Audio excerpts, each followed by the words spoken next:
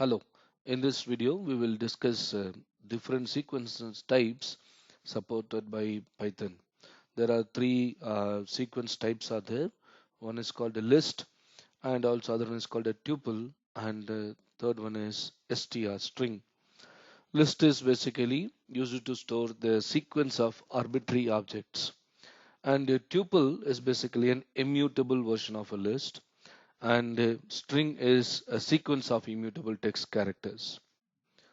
So now looking into a list, so being an object-oriented program, a list is basically defined. The list sequence is defined as a class in Python, and here we can see that the list is basically represented by using a pair of square brackets. So wherever in Python, if you're able to see the square brackets where we have some values inside, so that basically represent a list. Okay. So now list is basically it contains arbitrary objects. Arbitrary object means it can have different data type values in an adjacent location. It is in contrast to array, whereas in array it can store only the similar types of data type values in the adjacent locations. And here no the indexing of the list is basically from 0 to n minus 1, and also the Python supports the reverse indexing as well. Then talking about the empty list is basically represented by using empty square brackets. And if at all you're going to have a content inside in a list, then we can have a content can be of anything, and anything can be in adjacent values, and the contents are generally separated by commas. So here you can see that there is a no within a square bracket the contents like Karnataka, Andhra Pradesh, Telangana, and Delhi all are separated by comma. So that basically gives the different values, and even the values of a result can also be stored in the form of a variable, and that also can be separated by commas. Even if you want to have a combination of anything, that we can have it in the list as well. And since list is a class, we have a list as a default constructor. So for a default constructor, a list will return an empty list. What's an empty list? It's nothing but a empty square brackets. And also the list can have a parameterized constructor where we can pass a value into a list constructor. So let's say I'm passing a hello into a hello string into a list constructor. Now what will happen that each character will be the content of the list. So now it returns a list of individual characters, and you can see that the each character of a string is going to be an individual content of a list. So here you can have C H E L L O, like this it is there. And also we can create a reference to the list just by how we using the reference for a variable. In same way, for an existing list we can assign a new variable as well. So that's also possible over here. And now let's look into a simple program where we executed sequence of steps for a list, and also some of the methods that is widely used for a list and its illustration. So let's have a simple program to illustrate the list class. So now the first one was let's see that. So what will be the output of the default constructor of a list class? So what will be the output? Yes, it's going to return an empty square brackets. That's going to be an empty list. Empty list will be returned.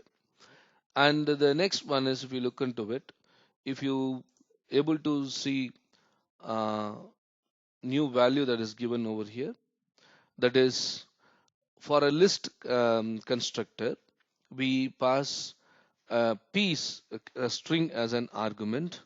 So this will return a list of characters separated by comma. So the same word, whatever piece is there, So individual characters will be separated by comma, and that will be returned as a list, and that we have stored it into Z. So if I print Z, I'll be able to get the piece as an individual characters that is separated by commas inside a list. And also we can have directly we can assign a values to the list. So here we have set a list called X, and X is loaded with some subjects, abbreviation of the subjects. Let's say power electronics, digital, so data structure and algorithms in Python, advanced industrial automations, and also VLSI. So like this, I have a list of subjects, and it's given in the form of a character, and it is stored here in the list. Now, if we type this, now print this list, we'll be able to see the list contains the given string, that is PE, DSAP, IBA, and VLSI.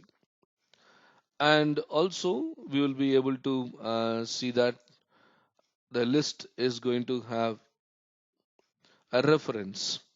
So where we can have a reference, the X is the existing list, and to which we set a reference, that is Y. So now here Y also will be pointing to the same list. So Y also will be having the same content as well. So now if you print the Y, and we'll be able to see that Y also is having the same content as X. So X and Y are same now because it is a reference. And the next one is, if we know that there are some methods can be used for a list. One of the most widely used method is append. Append means adding at the end.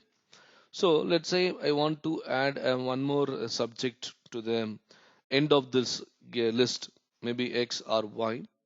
Then we can use this append method, which is defined for the list X. So by using this, we can send it. And also when you print it, print the value of X, and you'll be able to see that to the existing list at the end, there is another subject called a PSA is added here. And also there is an another method called insert. If you want to insert a particular value into one particular location of a list, then what we can do, by using a insert method, we can insert a particular value into a list. So here insert within bracket, the first one is where do you want to insert, at what location you want to insert it. So this is basically the index value. The 2 is the index value, and PSB is the subject that I want to insert into it. So now here as a second, well, not as a second, at the index 2, the PS will be included. So when you print this value, you will be able to see that 0 is PE, 1 is DSAP.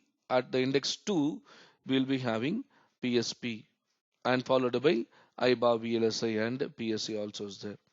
Then also we have a method called reverse, which will reverse the content of the list. So if you now look into it, at present what do we have? We have a list with the content PE, DSAP, PSP, IBA, VLSI, and PSA. Now when you reverse it, the PSA will come front and PE will go to the last. So now we'll let us print it and see. You'll be able to see that. So the content of the list is reversed here. Then also we have another method called sort. If it's a numbers, it will be sorted in ascending order. If it is an alphabet, on it will be sorted in a dictionary order. So now here we are going to perform the sort on a list Y. Sort on a list Y. And since both are holding a reference, X and Y are holding a reference, when you sort Y, we can able to see the X's also get sorted here. So Y dot sort, if you look into it. So in alphabetical order, if you look into it, A will come first. Then going on, D will come second. Then P, uh, E will come. Then PSA, then PSP, then finally the VLSI will come, isn't it? So since it's having a reference, we are just checking it over here. So where you'll be able to see IBA, DSAP, PE, PSA, PSP, VLSI is sorted as per the dictionary order. And also we can um, delink the reference. Already we have set a reference over there. So if you want to now delink it, we can delink it by using the slicing operator. So by using the colon operator here, we can see that the x and y will be delinked. So no more x and y is going to point to the same location over here. So how do we illustrate it? So now here by using this colon, we delink it, and afterward what we'll do the work on the reversing of x, and later we will print the x value print x value, and now we will be able to see that the x is basically it is reversed now, and that value we have printed. But please ensure that here we have delinked it. Now when you try to print y, it will not it will not be affected by the reversing of x. So it will be having the same thing as IBA, DSAPPE, DSA, PSA, PSP, and VLSI. So you'll be able to see that. Why? Because we have delinked it, we have dereferenced it. Okay. And also we can do one more thing, where we have a different list and you want to merge it, we can do it. So let's say I have a list called A, where I have one content called MP, and now I want to add this MP to the existing list. So what I can do, I can now have this, and now I use the plus operator, which is used for concatenating, and one side we have a x, other side we have a. Now what will happen? The x and a list both will be concatenated, and that will be returned as another list called C. Now if I print the C, and I will be able to see that a list C consists of both X and A list. So to the A we have MP. So we'll be able to see VLSI, PSP, PSA, PE, DSAP, IBA, and MP is also now recently added to it.